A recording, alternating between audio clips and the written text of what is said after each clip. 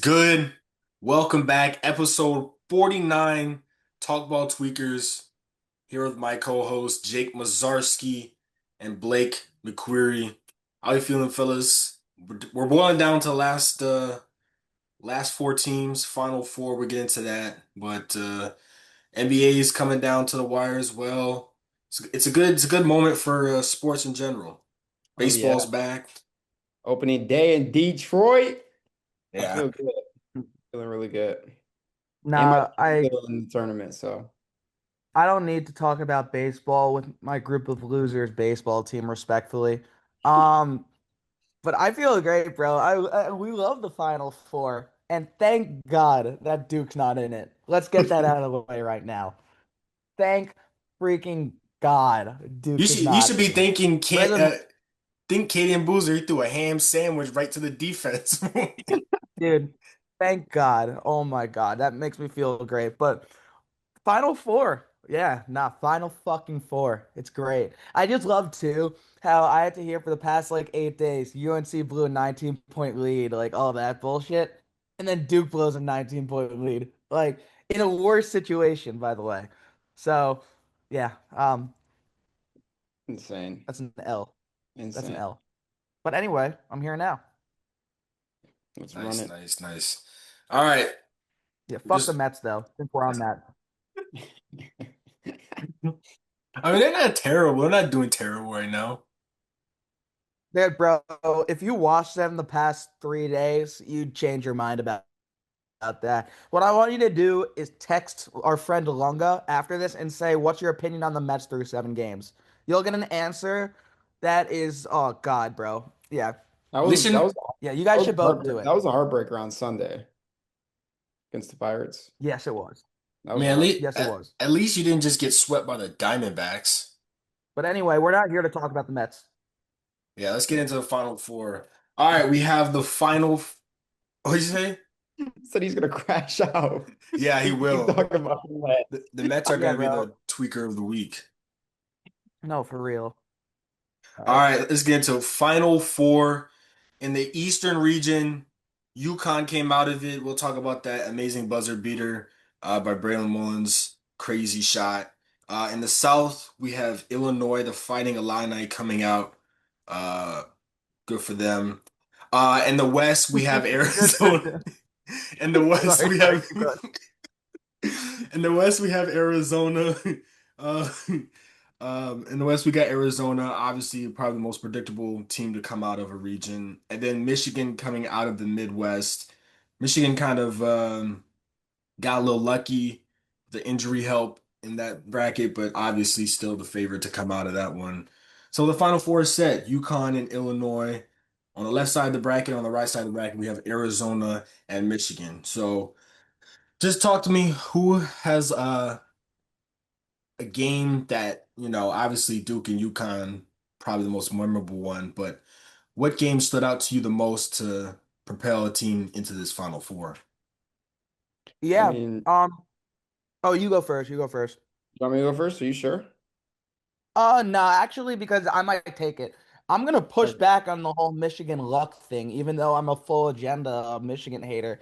I mean, they deserve to be here. They're one of the most dominant teams in this college basketball era. They're one of the only teams ever to be top three in of adjusted offensive and defensive efficiency.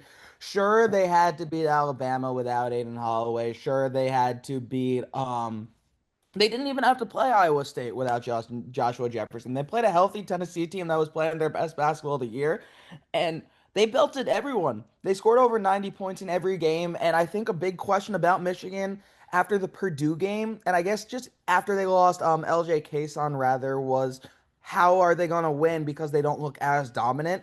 And I'm not going to say they put all those questions to sleep, but they, like, excuse the language, they fucking rammed everyone. And whenever it looked like a team was going to play like basketball with Michigan, Yaxel Lendenborg and Dusty May and Michigan's defense said, "No, you're not. This is men against boys," and that's how they got there.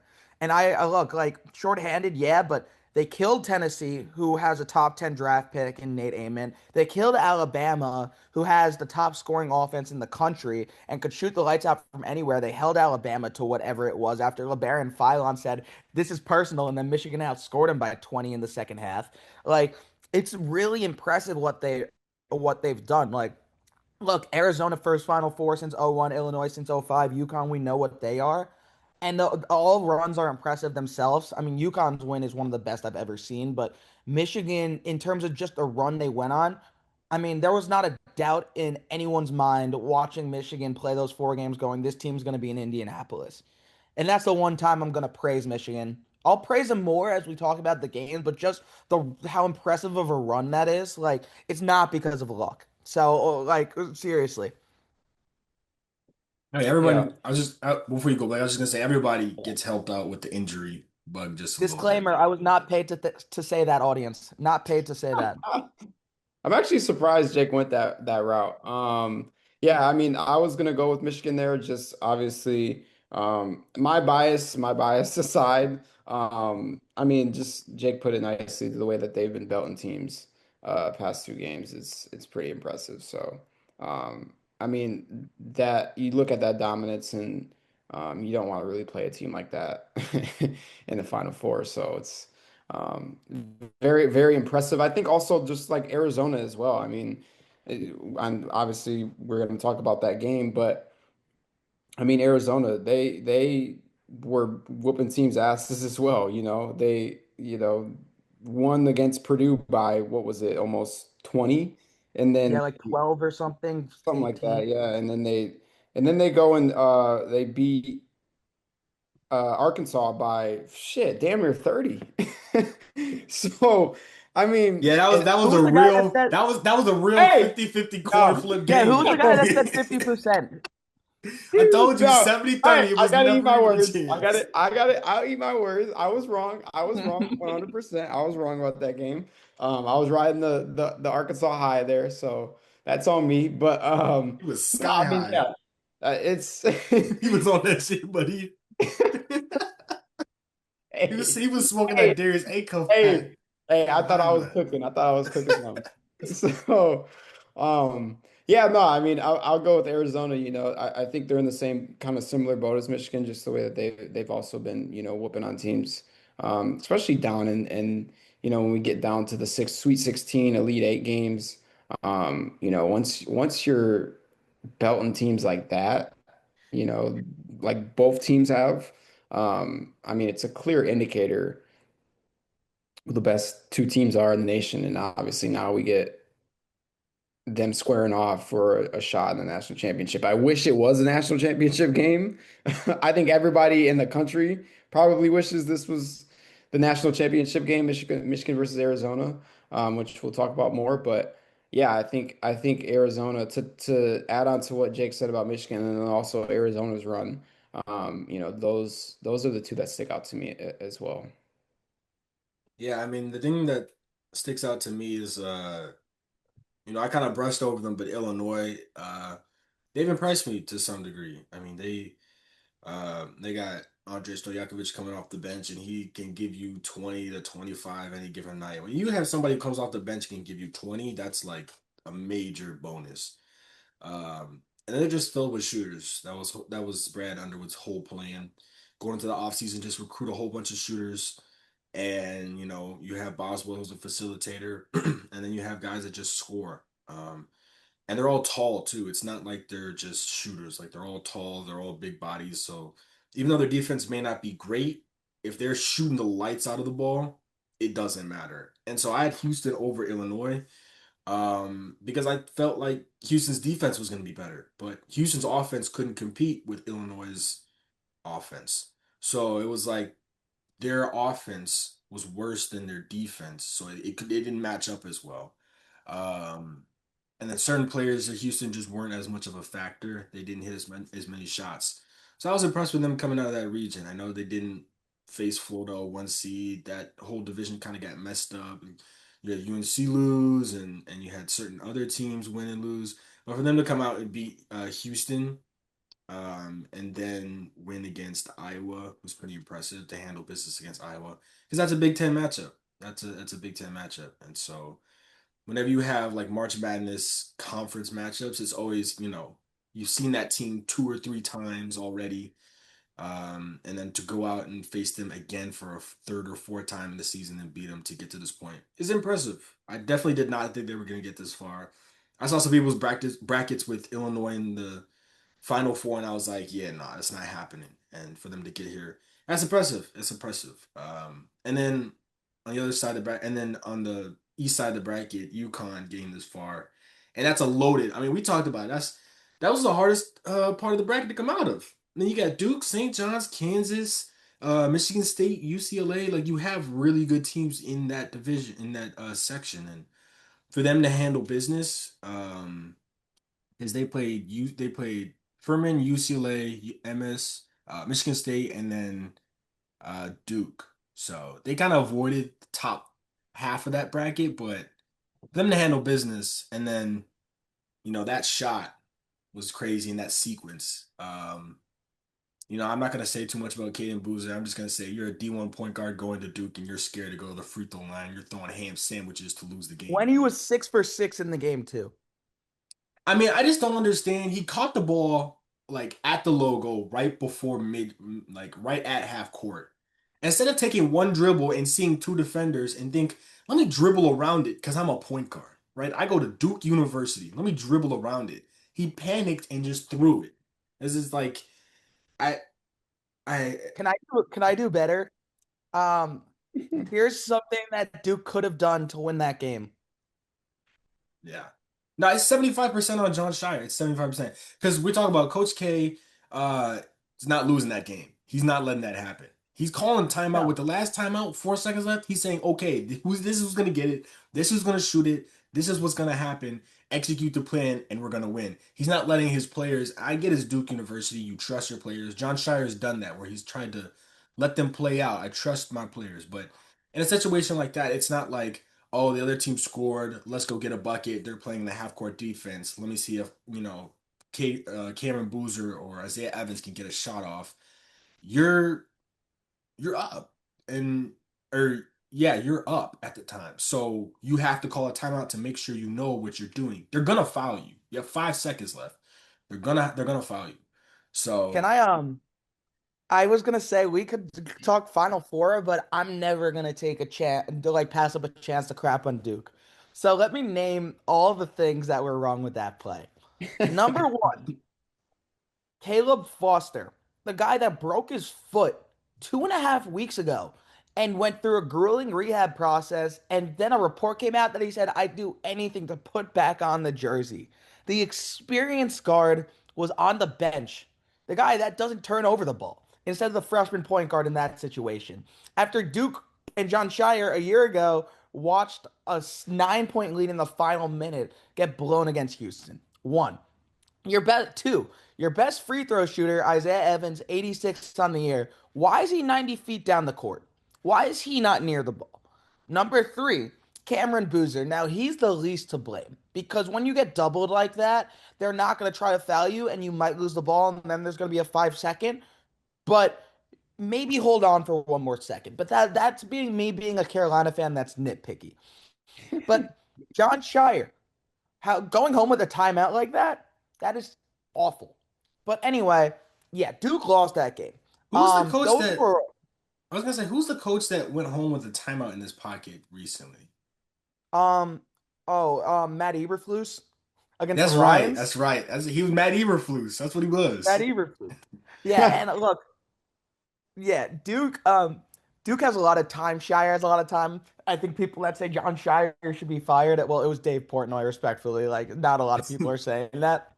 I think the one thing I think the one thing you also learned from that bracket is like we spoke so much about the coaches, Rick Pitino, Tom Izzo, John Shire, Mick Cronin, Pat Kelsey, Danny Hurley. I mean, is there any doubt right now that Dan Hurley's the best coach in college basketball after he won that bracket? I mean, it just like you mentioned it, he didn't have to play Rick Pitino or Bill Self, but he had to play the number one team in Duke that trailed 13 seconds the entire year. And he came back from 19, and I think that speaks a lot to him. And yeah, I think he's the best coach in college basketball, and that put a dent on it. I mean, not a dent, a nail in it. And if UConn wins the national championship, I don't think you're only talking about him being the best coach in the modern era. Like you're putting him up there, not ever because John Wooden exists, Roy Williams exists, Coach K exists, but he's on a trajectory to be, not be in the Hall of Fame. He's gonna be a Hall of Famer already, but like it's really impressive. It's really impressive. And this UConn team, like Patino said it, and then we can move on. They're not as talented as the two UConn teams that won the national championships. Heck, they might not be as talented as last year's UConn team, but they know how to switch it up a gear, suffocate teams, and beat teams like that. Terrace Reed is not Donovan Clingan. He's not Adama Sanogo, but he's playing like them, right? And I guess Alex Caravan's the one main guy. Like it's incredibly impressive. Like it really is. Yeah. Yeah, absolutely. I mean, just to add to Duke's, fuck up. Yeah, I mean, Shire's got to take that time out. Like at the end of the day, you've got to use that timeout. You have to be safe.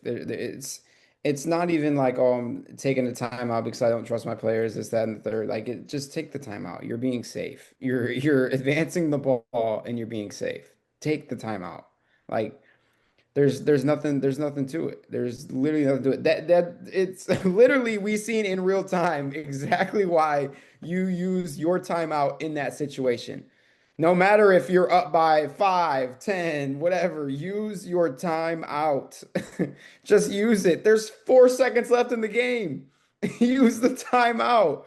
Like it's not that big of a deal. So, yeah, I mean, that was when I was watching the sequence in real time. That was my biggest question there was like, why is he not using his timeout? I feel like once the ball gets thrown in there and he gets in that corner, use the timeout, take the timeout. So I think that's the biggest thing. Yeah, obviously, Boozer, can, dribble around it or hold on to the ball a little longer. I don't even know why he tried to go over the top anyway. Like that was just absolutely just I'm not gonna call it idiotic. Like I don't want to shit on the kid, because obviously he knows he made a mistake and he owned up to it post game, and I think he handled it very, very, very well. But like you can't do that in that situation, especially try to go over the top of two defenders with the basketball. So yeah, no, I think ultimately it's on John Shire. I mean you've got why are you even blowing a 19-point lead to begin with? Like that just shouldn't. I mean, I think that there speaks to more of John Shire as a coach than the players and them playing basketball and their capabilities. To Yeah. me, and you look at it last year, it happened against Houston in the Final Four game. They blew a 9-point lead, like Jake mentioned. Like there at some point, John Shire's got to figure this thing out in terms of how are you going to keep your players motivated once you guys are up? Because they even said it against Siena. They thought it was going to be a cupcake walk in the first game, and they were getting belted by 10 at halftime. So, I mean, at that point, John Shire, you got to look in the mirror and fix something. Something's got to be fixed. So last week, remember how I was saying he's a great X's Mhm. and O's coach, but some things like he doesn't make you want to run through a brick wall yet. Like a part of what coaching is to me, everybody who gets hired as a head coach, right? Everyone knows X's and O's. Everybody. And is Jake frozen? Oh, yeah. I was like, I thought he was freaking out. I was like, is he okay? It was like,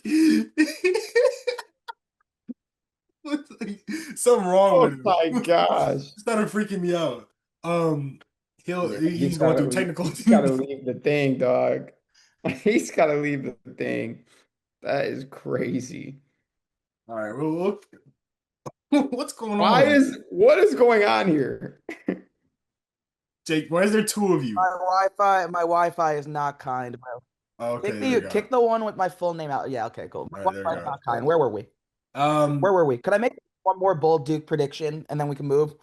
And this isn't because of Caden Boozer and what's it called anything bad he did.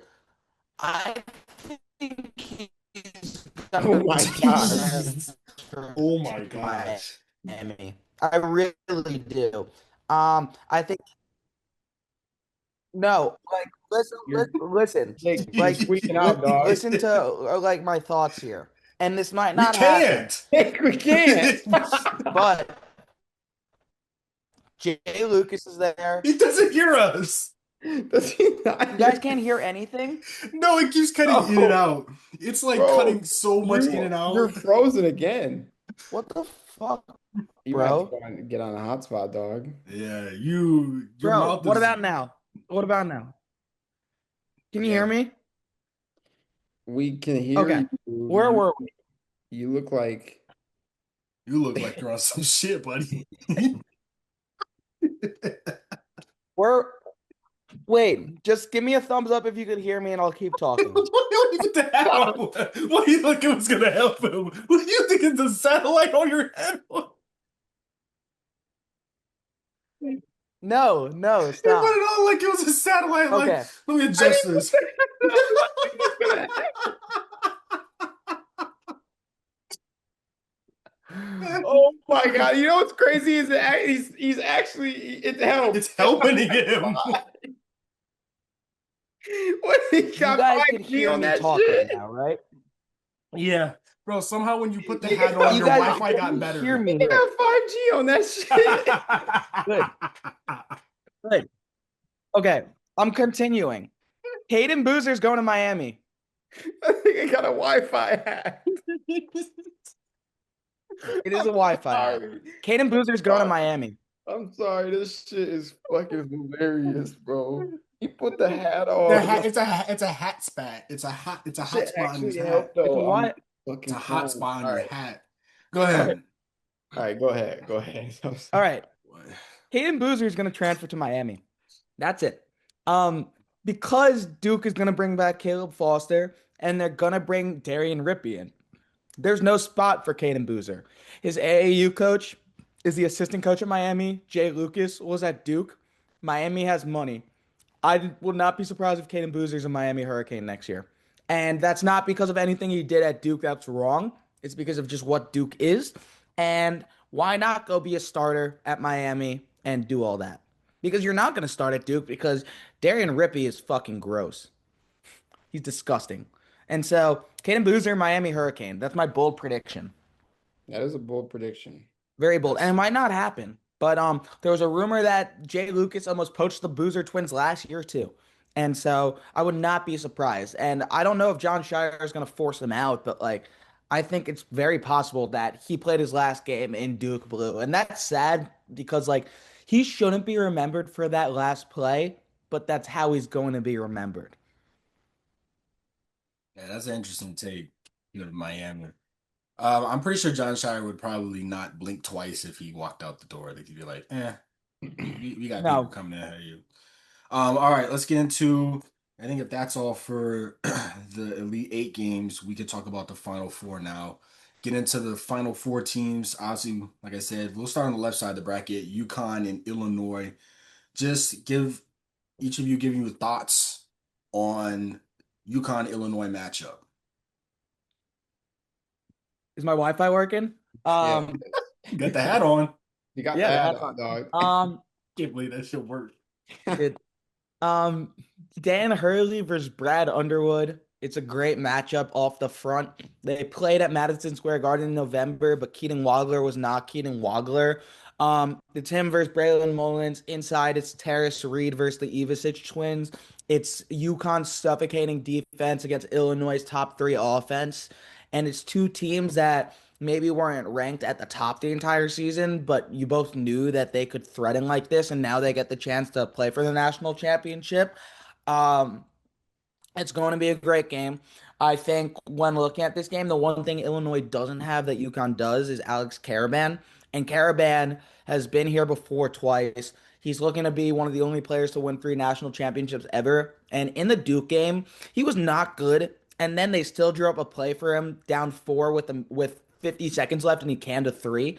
Um, yeah, that speaks volumes. And I'm not giving a prediction or anything, but experience you have to lean UConn, but that might not even matter because Illinois could shoot unconscious sometimes.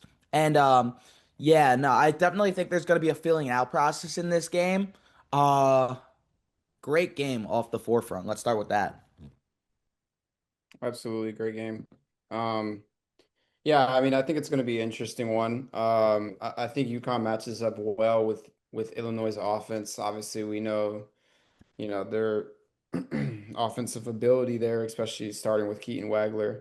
Um, I think it's just, Stojakovic coming off the bench is just so dangerous for them, dude. Like that's just it's dangerous, and then their shooting is dangerous. Obviously, UConn has, the defensive mentality and the perimeter, you know, ability to defend them well. But it's like it's just, when you watch Illinois, especially against what was that against in their Elite Eight win, it's like they're just they're shooting the shit out the ball. It's like you can't do much about it. You can't do much about it, and then Keaton Wagler just makes ridiculous shots, ridiculous shots. I remember we were talking about it like 2 months ago, and I think, to me, I've always believed this, and I've watched him this year, and like there's not much special about his game. He just makes shots, and I don't know how he does it, but he does it, and that's just kind of Illinois, you know. Outside of Stojakovic is a hooper. Stojakovic is a hooper. He's really, really surgical with, the way that he gets his buckets. And that's why I say it's dangerous coming off the bench. I think it's going to be interesting to see how Taurus Reed is in this game. Who's going to, defend him? Um, who's going to stop him? Because he has been just an animal all tournament long for this UConn team. So, um, and yeah, I think Caravan obviously, he's going to get his. Solo Ball is going to get his. It's a this one's a really, really interesting. I mean, both games obviously are very interesting, but this one's interesting because it can go both ways. It can go both ways, and I think it can go both ways very quickly. So, yeah, I mean, I think those are just the things that I'm looking for is how is UConn going to defend Illinois' offense, specifically the three-point shooting? Who is going to contain Taurus Reed? That's kind of the things I'm looking for. And then also, how are they going to, either match or stop Stojakovic and his ability coming off the bench? So Yeah, to your point, just the way they could shoot the ball, they shoot the lights out. So really just, I mean, Dan Hurley is a good defensive coach, and so getting UConn ready to play defense is going to be a tough task. I mean, there's just no way to stop Illinois' offensive attack. Because when you have a team that just shoots, you can't stop that. There's no way you can stop it. One, you have to either play as good a defense as you can and hope that they miss when they put up shots, or you have to get them to commit turnovers. And so yeah, you got to make them Illinois, uncomfortable. yeah, you have to make them feel not at home. And so UConn has the ability to do that. They have good defensive players, young, old, what have you. They got people, intermediate, sophomores, juniors, seniors, whatever you want. They have the experience, like Jake was saying. Um, in Illinois, they haven't been here, but again, team that shoots when they get red hot, it does all they see is a wide ass, big ass open hoop. That's Hmm. all they see. Then they just start. They see an ocean. They're just shooting in the ocean at that See point. red, they say. See red. You start seeing red, dog. They have no end to them. And so I knew Illinois was a good shooting team, but I didn't think they were going to take it up a notch. Stojakovic coming off the bench is taking it up a notch. Um, and so for them to just get to this point, um, props to them for doing that.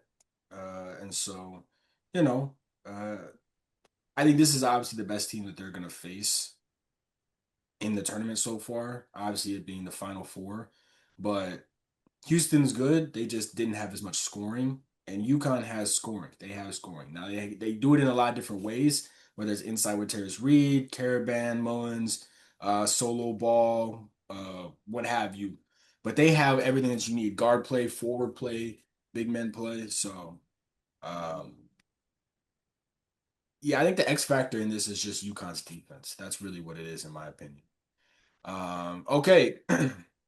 And on the other side of the bracket, we have Arizona and University of Michigan, a heavyweight matchup. Two teams that were both in the top three in betting favorites and pick favorites in brackets to win it all. Um, yeah, what are we looking at with this matchup? These two teams spent the majority of the year number one in the poll. Um, these two teams pretty much dominated everyone. Five combined losses on the year. The Big Ten versus the Big 12 Player of the Year, and Jaden Bradley versus Yaxel Lendenborg. Collision course that might have been meant for the national championship, but we have it here. Um, you got to look at I mean, it's hard to separate these teams. It really is. You have two of the only teams ever to be top five in offensive and defensive efficiency. And so the talent just jumps off, like whether it's Landenborg, whether it's Bradley, whether it's the freshman Braden Burries and Koa Pete, who have been Arizona's engine this tournament, whether you go to Michigan and Elliot Cadeau, who's taken an incredible leap, but still doesn't know how to eat the right type of food. Like, there's really a lot of fun stuff about this game. Dusty May and Tommy Lloyd. Loser goes to Carolina. No, I'm joking.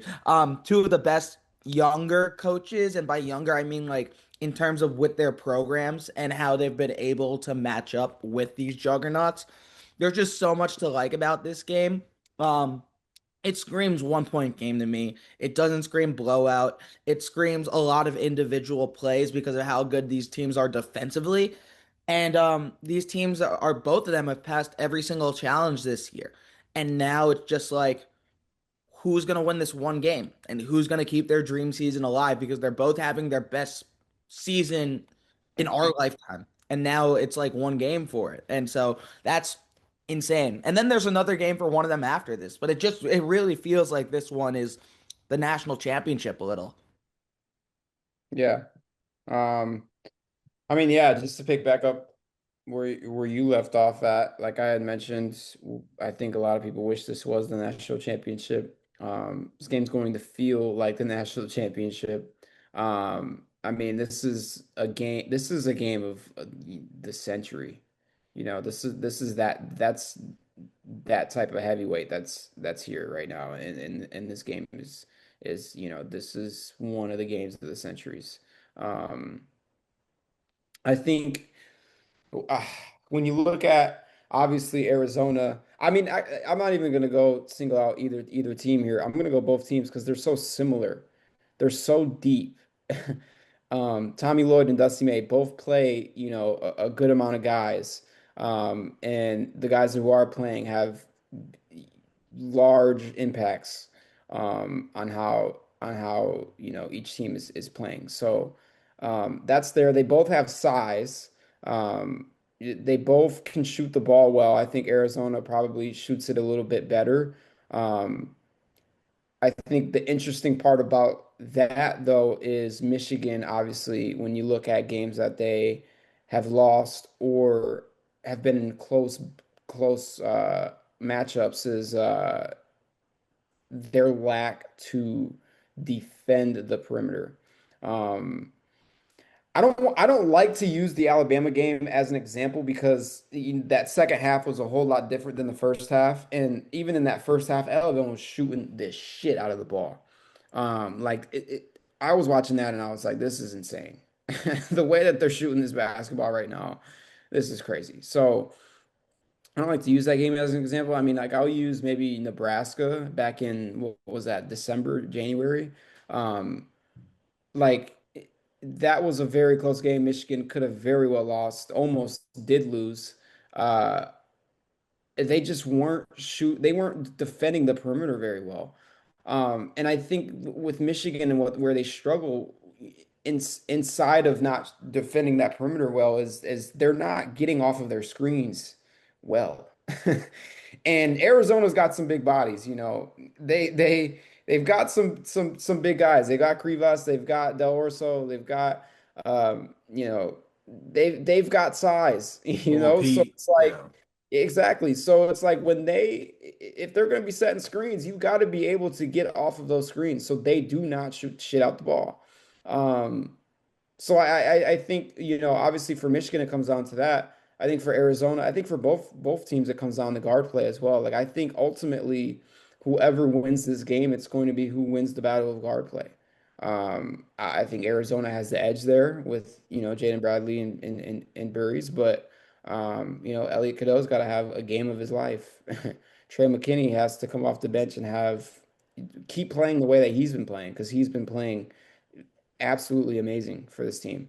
Roddy Gale has to keep doing what he's doing. So it's like whoever wins, I think with this game, it's whoever wins guard play is going to win this game. Yeah, this is one of those matchups Foul where trouble too as well. Michigan can't get in foul trouble. That's one more thing. this is one of those matchups where you like wish you feel like it's going to go down in history as one of the best games in the tournament, just based on the two teams who they have. Like you said, they match up pretty well. You got Adaimaro who's been dominating at 7'3", but now he meets 7'2" Krivas. You got Cole Pete who's 6'10", but now he's meeting 6'8" Dominican LeBron James. The guard play, I mean, you got Elliot Cadeau, you got Jaden Bradley, you got Cole Pete, you got Trey McKinney, you got all these guys who are just absolutely nuts, great at the game.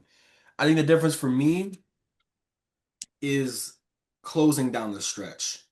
Um, I think Yaxel, obviously, fantastic player, one of the best players in the country this season. But he obviously can drop 30 whenever he wants to. But down the stretch, I don't think Michigan has that guy. And they haven't needed to have this, but they don't have a guy that like, give me the ball, clear it out, let me go get a bucket. Mhm. Like Exactly. they need that setup where they need to be that team to swing the rock, swing the rock, swing the rock, get a guy open, you hit the cut, and then I hit a shot. Whereas Arizona's like Braden Burris is like, I'm gonna close the game. The thing about Braden Burris is he's never had a high and he's never had a low. He's probably top three most consistent players in college basketball. Because every time I watch Arizona basketball, he would always score 23 points, but his last like 7 points would come in the fourth with like 4 minutes left. So it's like he's playing an easy game. He's facilitating. He's doing what he has to do. He's not hogging the ball. He's getting his points through the game. And then when it's like, man, the defense is ratcheted up. We have only a few minutes left. I need to get a bucket. He gets that bucket. So that's why I've always been so impressed with him. I think that's why, some mock drafts have him going later. I think he's as steady as can be, which is really great. Obviously, the immense talent, the highs, the people who can do crazy, amazing things go in the top 10. I think he should be up there in terms of a roster that, is good, is solid, but needs a scorer, needs somebody who's going to be consistent. He's that guy. Um, and obviously Jaden Bradley, be there, Big 12 Player of the Year, really great. I mean, what can't you say about him? And then they got Toby Walker coming off the bench. So I think the difference in this game is rebounding. Michigan's not a bad rebounding team, but when you stack them up against Krivas, Cole Pete, and then Toby Walker up the bench, Toby Walker is one of the best offensive rebounders in the country, The and best. the best. Yeah, the best. I just didn't want to anger anybody, but he is the best. And he is. I mean, he can give you 12 and 12 off the bench, which is what you need. You don't need a big score. You just need somebody who's going to give you everything else. He'll do the dirty work. He'll do everything that you need to do. So for me, that's why I'm picking, we don't have predictions right now, but I picked Arizona to win the national championship, and I'm gonna stick with that just because I think down the stretch they're gonna be closer back. Because think about it. You just what did you say at the end of your spiel, Blake? You said we need Elliot Cadeau to have one of his best games. If you're betting on Elliot Cadeau to try to have one of his best games for you to win, and I'm not saying that he can't do it. I'm not saying that he's incapable. But that's like looking at somebody who doesn't, you know what I mean? Like you gotta think about that. I With Arizona, it's like, can Braden Burris and yeah. Jaden Bradley close it? I Yeah. I agree with that. I'm not saying Elliot Cadeau has to go out there and drop 25 points and 7 assists and 5 rebounds. I'm saying he has to be consistent and he has to be smart. He has to be playing the way that he's been playing all tournament long. Like you look at what was it last game, 17, 8 and 8 or something like that. Like Yeah. that's the type of game Elliot Cadeau needs to have in this game, like and the thing about it with Cadeau is, especially in this game, is Toussaint, you mentioned, Michigan doesn't really have you mentioned about, guys who can go get a bucket when they want to go get a bucket. Michigan has those guys. The Axel Lendenborg, Trey McKinney are those two for me that stand out. Those are the two guys on this roster that can absolutely go get a bucket when they want to go get a bucket. I think both of them need to realize that though. Yaks, plays, a little, relaxed. He lets the game come to him. He does a little bit of everything, so he doesn't want to always be on ball dominant. But Yaxel needs to realize, like, hey, when we need a bucket, I'm gonna go get a bucket. Trey McKinney as well, because sometimes those two aren't on the floor at the same time. Trey McKinney is when the axle's off the floor. Trey McKinney's got to be that guy. Hey, when I want to go get a bucket and we need a bucket, I'm gonna go get a bucket because those two can do it. So I think that's the issue with Michigan and the close games they've been in or the close games they've lost is like those guys aren't deciding when they want to go get a bucket because they can go get a bucket, It's just they have to decide that. And that's my thing. And why this plays in with Elliot Cadeau is because I think the way that he's been playing this year, in the games he's played well, he can go get a bucket when he wants to go get a bucket. But it's the decision making for Elliot Cadeau that really hinders on are you going to go get a bucket or are you going to fuck up? You're going to turn the ball over here. I think Elliot Cadeau's got to decide when it's his time to go get a bucket, and then he's also gonna have to decide like, okay, this isn't my time to go get a bucket, so let me not make a dumb play. That's Elliot Cadeau's issue is the decision making. It's like when you're on, trust that you're on and go get a bucket, but when you're not on, don't go and try to go get a bucket. Go dump it off to Mara and let him facilitate. Go dump it off to the axle. Let him go get a bucket. So that's the thing with me in Michigan, and kind of I think on offense, the offensive side of the ball, they need to figure out some things, and I mean they just have to trust it. I Those know three. we've spoke about this before too. Like this is the game where Michigan might miss LJ Kayson when speaking about the depth and stuff. And I'm not saying LJ Kayson is going to change the game with this scoring, but he does bring a different type of pace for Michigan. And I think when you Yeah. look at Arizona, they don't really have a backup point guard, but if it's not Bradley, it's Burries on the ball. And they bring two very different things. And if Cadeau's not working, then Kason was the plug and play. He could hit a three. He could just even run the ball and pass it to Yaks. But now you like don't have that. And when you're comparing against Arizona's depth, it's just one more really interesting thing. Like I'm not gonna overreact to it, but I think Michigan fans have thought like when he tore his ACL, they're just like, we're screwed. The season's over.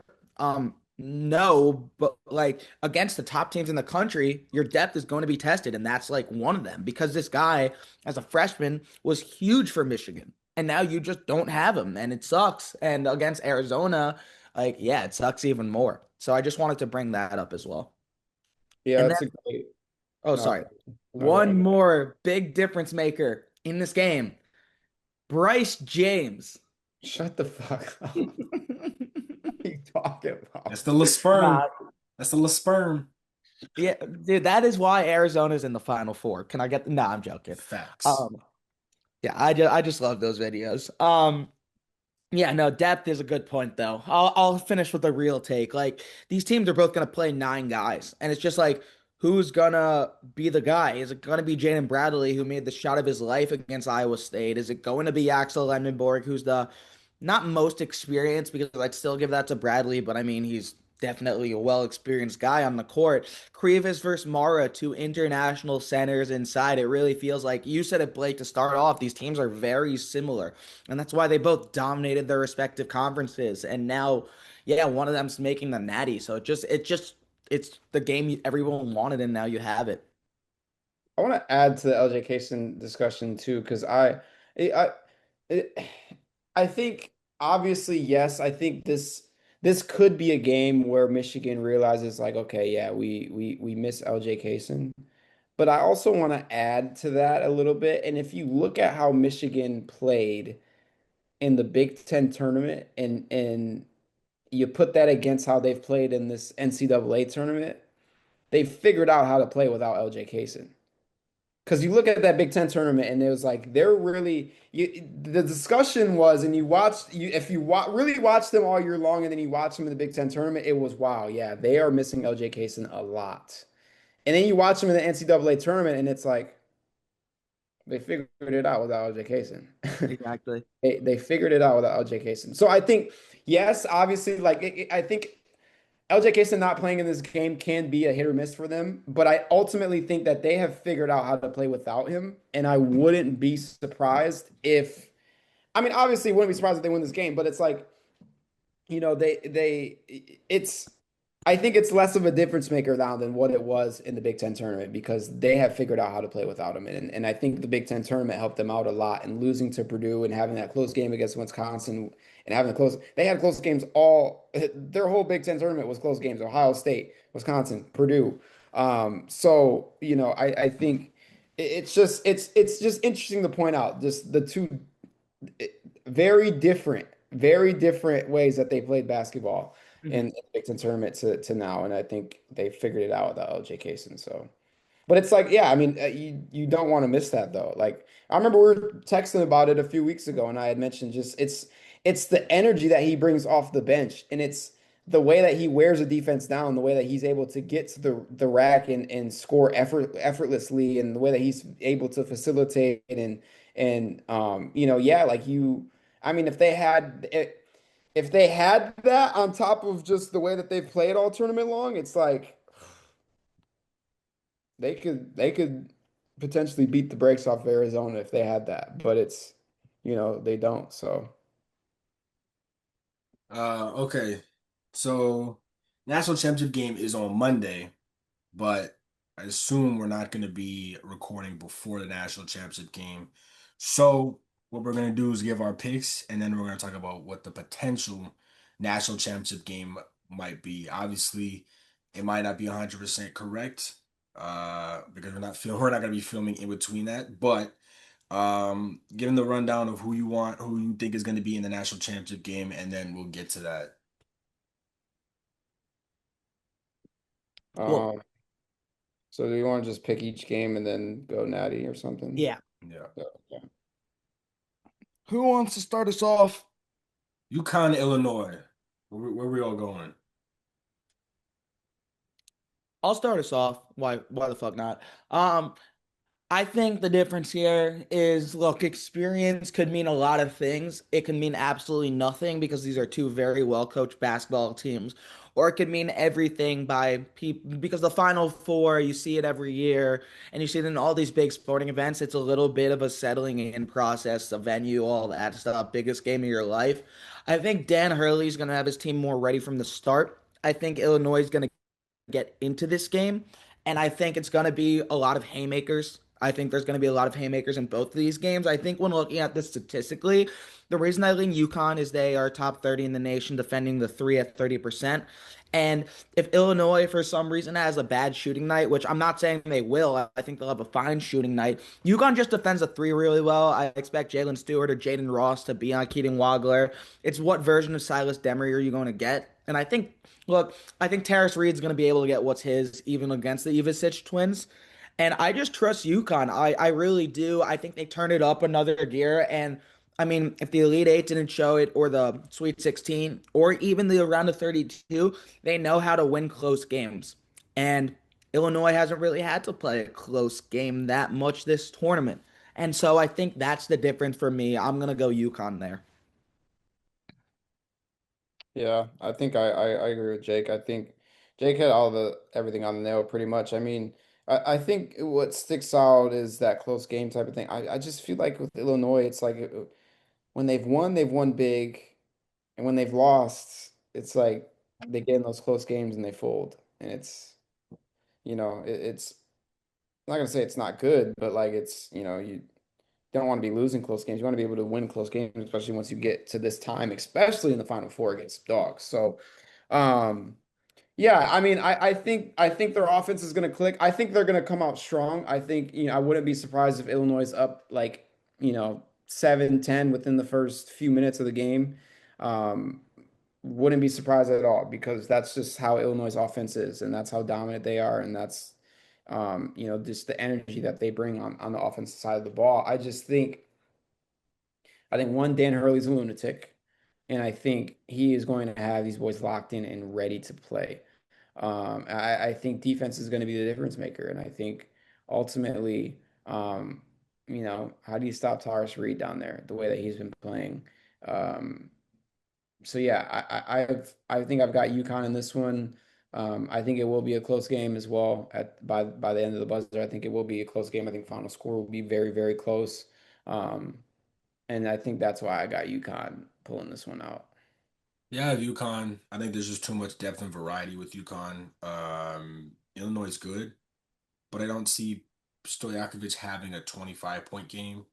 I think he'll have somewhere with 15, and no matter. There'll be crucial points, but I don't think he's going to score 25 off the bench. He might score 20. That's definitely a possibility. But I think UConn's just going to throw too much. And I think also coaching matters in this game. You're talking about Dan Hurley, who is like arguably the best coach in college basketball right now. Especially if he gets to his third national championship game in the last 4 years, and especially if he wins it, he's the best. There's just no question about that. And so his coaching is unmatched. He's a psychopath, and I think he outweighs Brad Underwood in the coaching department by 30 full. Like it's not even a competition there. Not to say that Brad Underwood isn't good, but Dan Hurley stands miles above him. And so I think that's the difference is one, the coaching and the variety that UConn's going to be able to throw at Illinois. Illinois is a big team. They can shoot the lights out the ball. But if a few don't go in, I think UConn's going to run with it and they're going to pull off in the final couple of minutes. Um, like you guys said, I think it's gonna be a close game. I don't think it's gonna be that far apart. But yeah, if UConn. Um, and then on the right side of the bracket, we have the absolute heavyweight matchup between Arizona Wildcats and Michigan Wolverines. Who are we going with? I'll let the Michigan fans go first here. Oh boy. Um, you watch Arizona all year. If you've watched this team, you've seen how dominant they are. You've seen how good that they play basketball, and you see how well they click. You also see the amount of depth that they have. Um, they have a lot of guys on this team who could be number one options. Braden Burry's number one option on a team. Jaden Bradley can be a number one option on a team. Cole Pete can be a number one option on a team. I think Krivas Del Orso can be a number one option on a team. Like these, Arizona has some dogs. Cole Pete, we've seen, his first game on a college basketball court. Insanity, nasty, dominant. Like that's what Arizona basketball has been all year long. Um, they've lost what, two games? Texas Tech and Yep. Kansas. Yes, sir. Um, I think in those games, sticking out to me, obviously turnovers. I think a lot of teams struggle losing games when they turn the ball over, but um, I mean, you got to force turnovers with this team. You can't let them get loose, shoot threes. Um, got to be physical with them. You got to be aggressive with them. Um, so Arizona's been that team all year long. Like I think if we look at who has been on top of college basketball all year long, it's been Arizona. What they start the season off, what, 23-0 or 22-0, something like that. Um, Michigan was close, lost, I think, what, 18 games in. So, um, yeah, Arizona's been dominant. Um, but I'm a Michigan fucking Wolverine. And you gotta be fucking crazy if you think I'm about to take Arizona in this game in a Final Four matchup when Michigan basketball is on the court. So give me the fucking Wolverines. And block, dude. Yaks man. Dominican Braun. Son, Ellie Cadella's coming for revenge. They said he was dead on that stretcher. He ain't dead. He coming back from the dead, son. Well, And he's now, about to well, Well, belt. now Arizona knows what defense to play on him. He's about to put some belt. So nah, give me Michigan, dog. Dusty May, Daimara, Morez Johnson, Trey McKinney. Shout out to Flint. Trey McKinney. He's coming for they don't know about these Flint boys in Final Four. Come out to play. Come out to play. Wildcats, come out to play. Give me Michigan, dog. Tui, I'll let you go. I'll be right back. I have to do one thing. So I'm turning my camera off, but I'm still here. I bet. That Uh, was I made that seem really discreet and sus. I'm literally like I have to go answer the door for something. um, yeah, this is definitely a heavyweight matchup. Everything is pretty much aligned. Um, Again, I said the X factor was really if Michigan can get a score down the stretch. Um, Yaxel, he needs to turn up this game. This is the game that's gonna make or break his draft. Obviously, he's still gonna go in the first round. Obviously, he's still gonna go to a preferable spot. But if he wants to secure a higher spot in the draft, this is where he needs to drop his 30 to 40. And I mean, go nuclear. Like, lose your mind. This is the game where you just start doing outlandish, crazy shit that you've never done in your life. I mean, start hooping like this is where you unleash your brawn. This is where it happens. Suit up, watch some Braun highlights, some edits, and start jumping out the gym. Start just. We need 25 straight from you, like you did on the Pistons. All right, that's what Michigan needs. Um, if there's any game ever in your career, from JUCO to UAB to now, to solidify who you are as a hooper, this is where you do it. This is it, right? Everyone else is gonna play their part. Mara is gonna be great. Him and Krivas is gonna be a heavyweight matchup down low. Obviously, you have elite guard play all the way around. Forward play is gonna be great. I think that's what settles it in this game is the forwards, Koa Pete and Yaxel. I think that's the matchup of the night. Koa Pete dropped 40 on the defending national champs in game one in opening night. Yaxel's a first team All American. Koa Pete is just that good. I mean, there's no other way to put it. But the two of them, even if they don't guard each other throughout the game, it's what they do. If Koa Pete has 25, 30, and he's just like going crazy in the post, then Arizona has a very, very good chance. If Yaxel just goes off, Michigan can do it. But I think at the end of the day, it's what happens down the stretch. Um, you know, Michigan has to make it so that they can compete with what Arizona, because Bradley is a composed guard who's gonna make the right play. He's been making the right shots every single game down the stretch.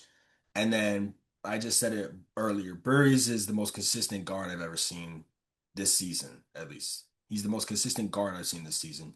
You know what you're getting with him. Probably the best combo guard in the draft. And it's just you can't compete with that if you're Michigan, um, because you don't have Kaysen, which means that you're at a disadvantage with that. So again, it's how they close the game. Can Michigan get the same buckets, keep in pace with Arizona? If Arizona has a 6 point lead and it's getting down to that final minute, I have Arizona. But if it's tied, it's anybody's ball game. So with that being said,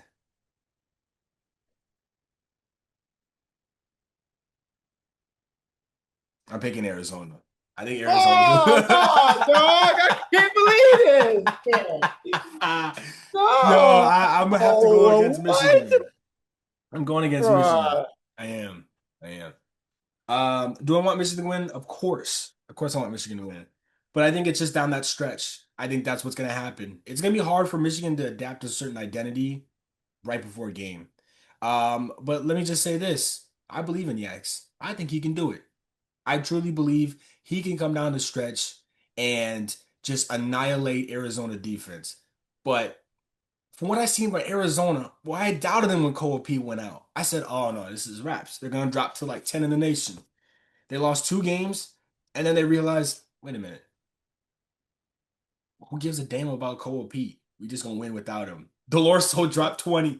Delorso dropped 20 off the bench several times. Chenkov picked up the. We didn't even talk about Chenkov. He's really good as well. he carried the torch for Arizona. So it doesn't matter what problem they have. They don't have any shooting. It doesn't matter. The thing about Arizona too, against them the Arkansas game. I watched that game. The reason why Arkansas lost is because they shot like 33s and they were like 20%. They were like 5 of 20 from three. Zona shot like five of nine. So they don't shoot as many threes, which means they're getting their buckets at the rim or they're getting it in the mid range. So they're not forcing any threes that have to go up. Delorso's not just jacking up a bunch of threes. Karen Chaykov's not jacking a bunch of threes. Not that Michigan does that, but they get their buckets how they get their buckets. Michigan has to play like a team, you know what I mean, to get their buckets. And so Arizona can do they can score any kind of way. Michigan needs to play a certain way, in my opinion. So obviously, if Michigan is on the highest upper echelon of team play, raps. But in my opinion, I think it's going to come down to the last final seconds. And if Arizona has the win, I don't see them pulling a Duke. I just don't. Um, so I'm gonna go with Arizona in my finals. Uh, okay. Well, I'm done crapping on Michigan. I've done it for my entire life. And time to give them the respect they deserve. They're a damn good basketball team. They're the best Michigan team I've ever seen. This is also the best Arizona team I've ever seen. And if you follow this podcast, I picked Arizona to win the national championship since January. And I'm not going off it, no matter how good Michigan is. Arizona has responded to every challenge. They have the best depth in the country. They have one of the best defenses in the country. They have one of the best offenses in the country. And um, Arizona's going to win this game more than Michigan's going to lose it. I think Arizona is a better shooting team. And I think they have Jaden Bradley, who is going to be the great difference maker in this game because I trust him a lot more than I trust Elliot Cadeau. Um, and I think just like looking at it, you're talking about Burries, Pete, Krevis, Bradley, whoever you want to throw out there. It's just a little more scoring options than Michigan. Then again, Michigan could score in so many ways. I'm not gonna go too much into it. I've trusted Arizona this entire time. I'm swelling my national championship pick too. No matter who Arizona plays, if they do move on, I think they're gonna win. This is the best season they've ever had. This team's better than the 97 team. Um, yeah, and they get it done. They get it done against Michigan, and they get it done against whoever they play next. And in the scenario where Michigan wins, actually, I'm not even going to say it's a scenario because I'm just going to go full balls on the wall and say Arizona's winning this game and they're winning the national championship. All right. All So we righty. have UConn and Arizona for the TalkBall Tweakers uh national championship. We'll start with you, Jake. What are we looking for in this matchup between UConn and Arizona? Well, I just gave away my pick, but when talking about this game, I think you're looking at Dan Hurley versus Tommy Lloyd. Jesus, the hat's back off. Let me know if the Wi-Fi is just shit.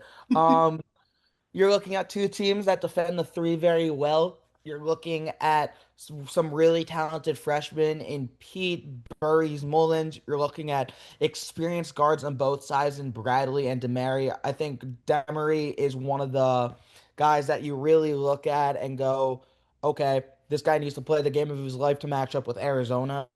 And yeah, it's just like, is the moment too big for Arizona because UConn's been here and Arizona hasn't in a very long time.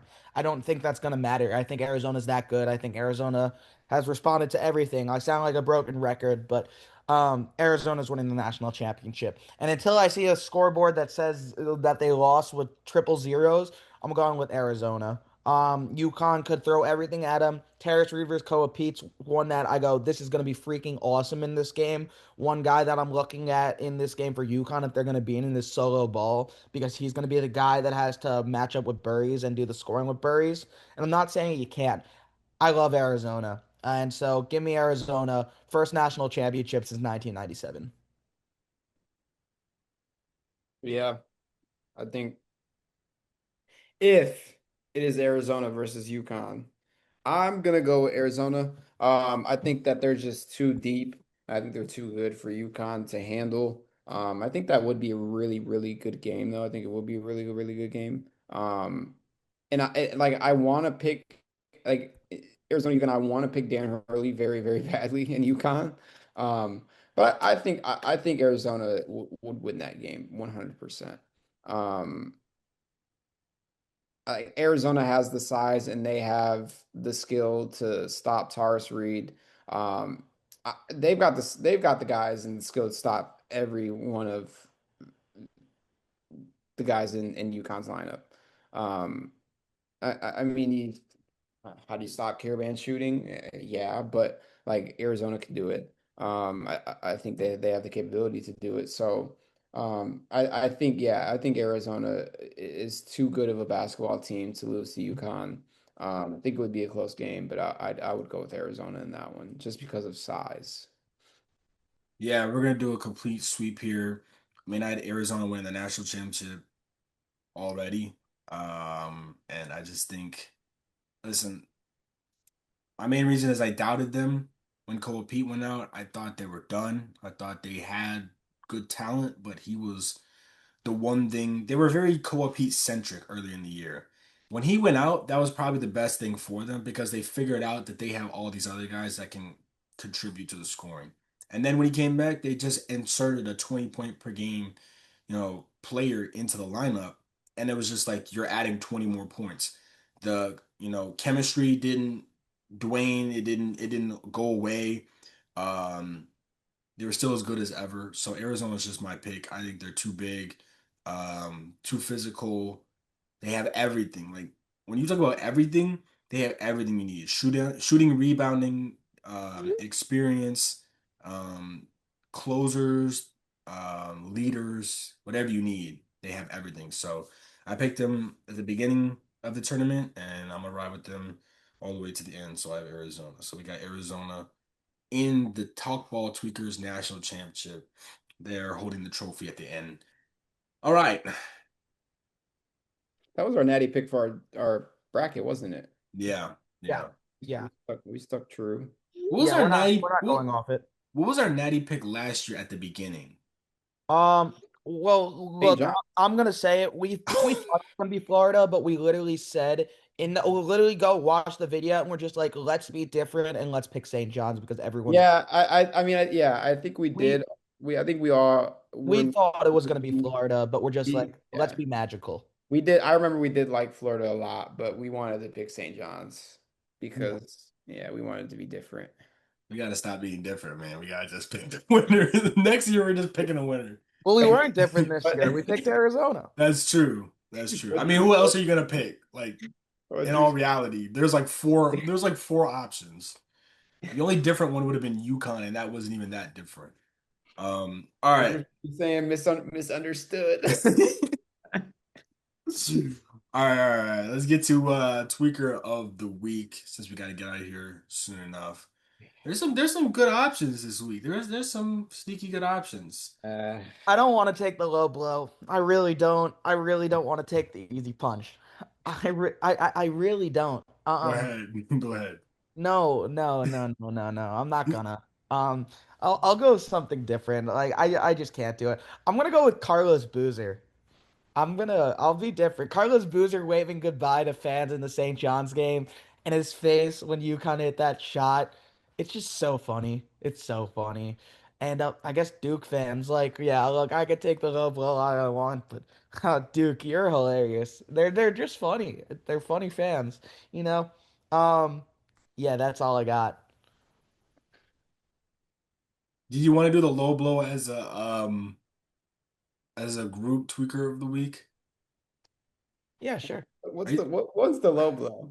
are you talking about a certain golfer? Is that what your tweaker of the week was or no? No, I was talking about the basketball player. Oh, okay, okay, okay, okay. Um, yeah, do we want that as like a collective one? I don't even think we have to explain it. I think everybody knows what I'm talking about. I mean, okay, I have an interesting outlook on it because I think like I don't want to go too in depth into it because I think mental health is like very serious and I don't want to like joke around about that Exactly. if that's exactly what's going on with the situation. Um, I think like clearly like if you watch the IG lives, I think clearly there's probably something going on, going like something wrong. Because I mean, he was in the middle of his spiel and then he goes like, I like apple pie. Like what?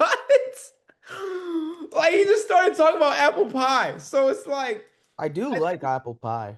like I don't even I'm not even gonna lie, I really don't even fuck with apple pie like that. I just think I don't know. I think that I No, just apple pie is good. He's not wrong about that.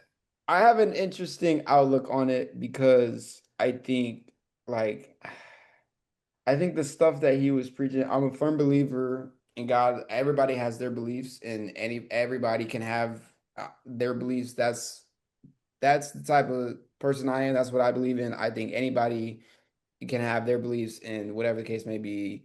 And nobody's wrong and whatever you know what I'm saying. So Yeah. like that's my thing.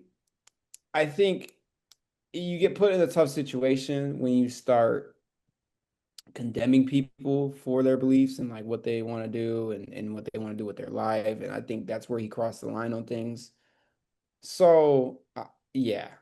And I think it was crazy. He said that God healed his knee, and then a day later they did an MRI and his shit was blown. So I think I think that was crazy. I think that was crazy.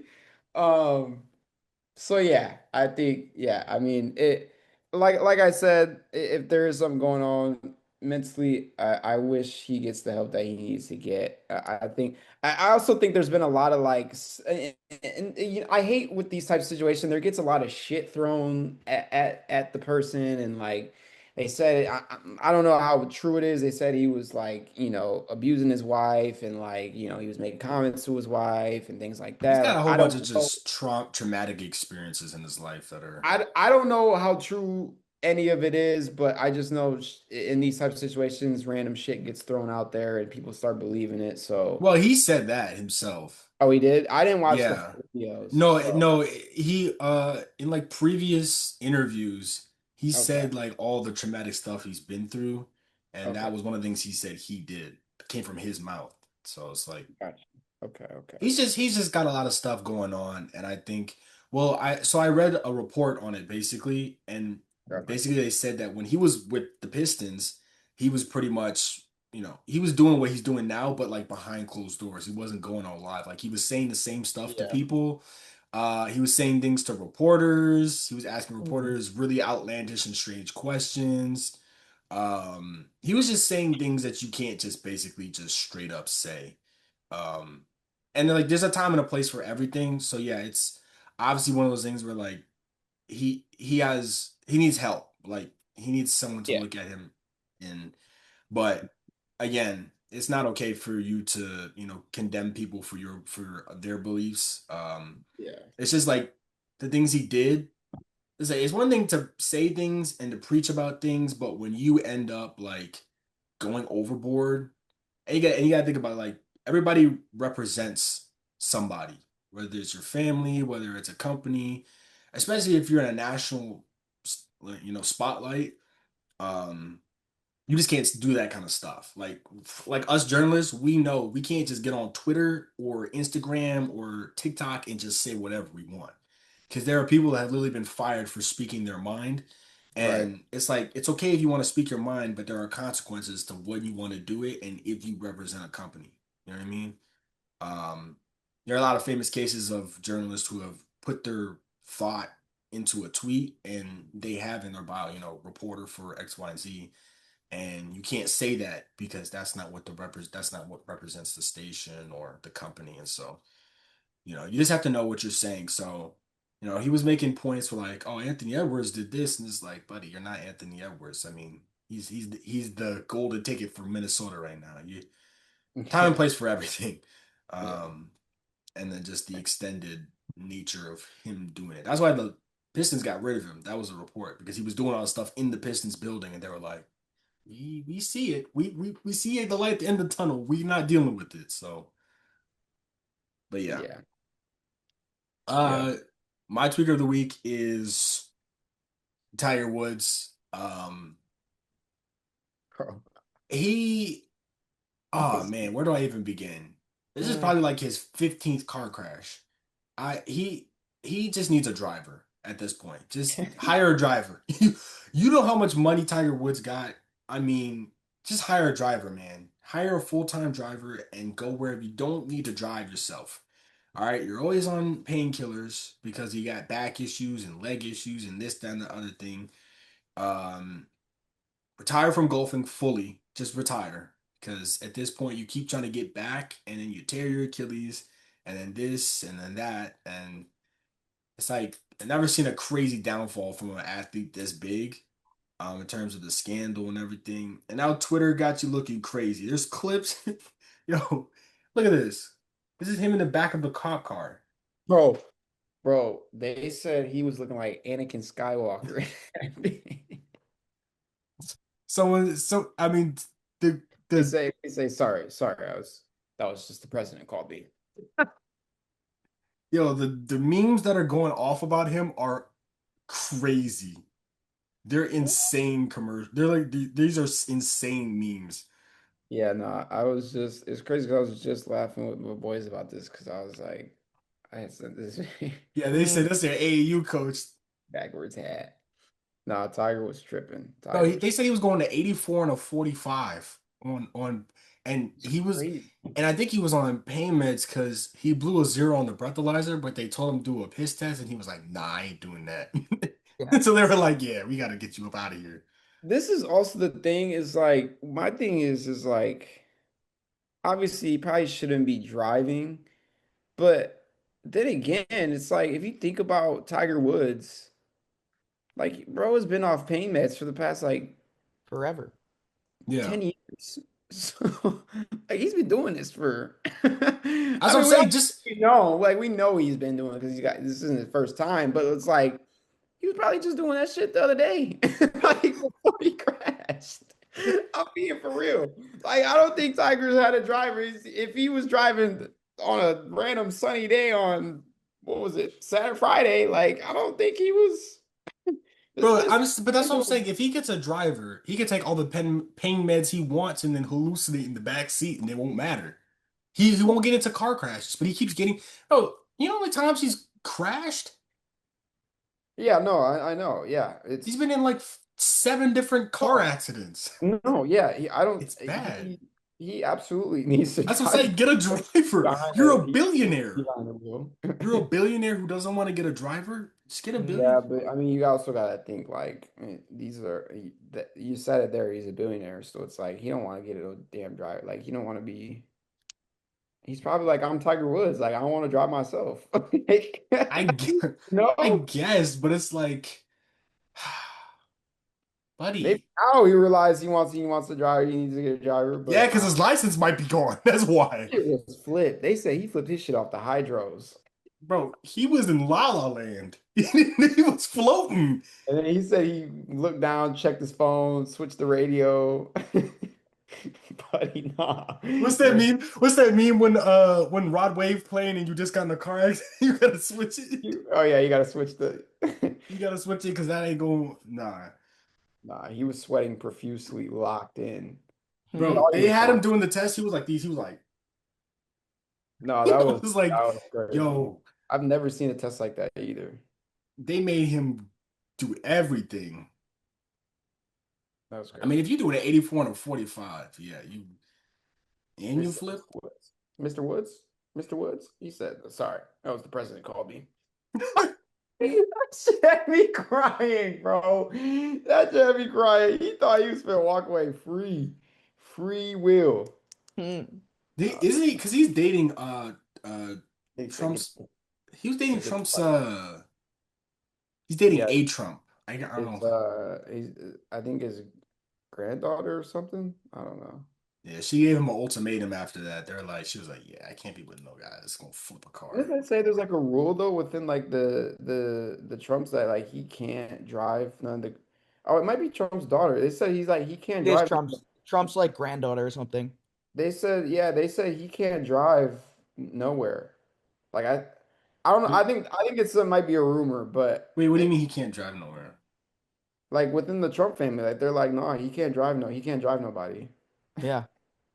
Like Oh, like Tiger they Woods don't can't let him. drive any of the Trumps? Yeah, they don't let him Oh, drive. for good reason. Look Yeah, what just happened.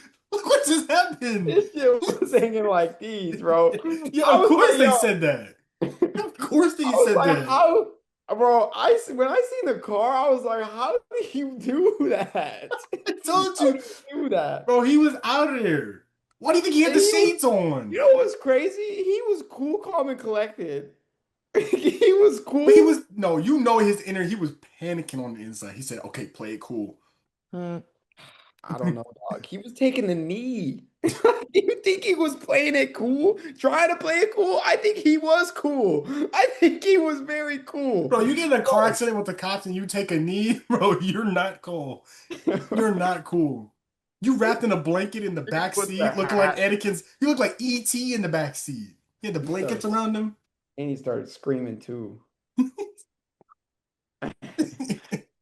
bro. That was wild. Um, my tweaker of the week.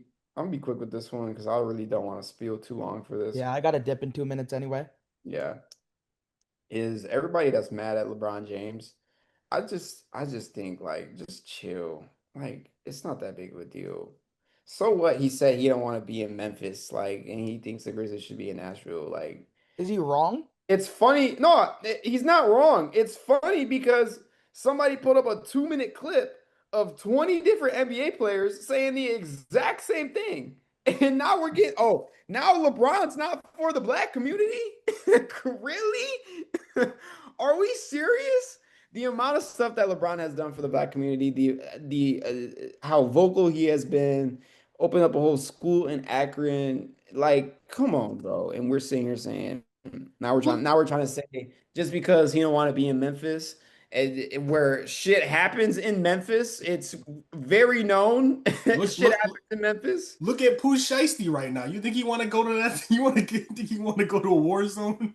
Like, come on, bro. Just because he's 41 years old, he's out of family, he don't want to be in Memphis. Like, come on. Bro, nobody wants to fly into Memphis. They'd rather fly into No, Nashville. I think like obviously a lot of people making a big deal about it because he was with a whole bunch of white people saying it, so it looked bad.